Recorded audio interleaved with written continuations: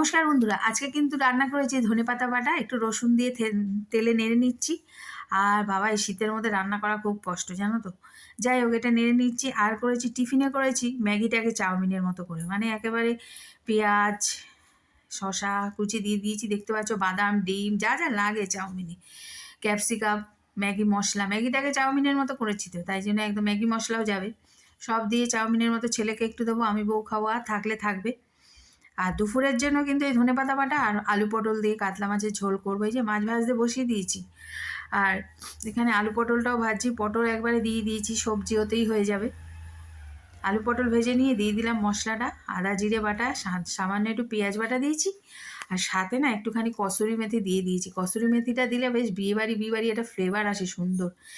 এক পদেই ভাত একেবারে কামাল হয়ে যায় খাওয়া দাওয়া। তো লাস্টে নামানোর আগে দেবো একটু ধনেপাতা। আজকে আসি, টাটা।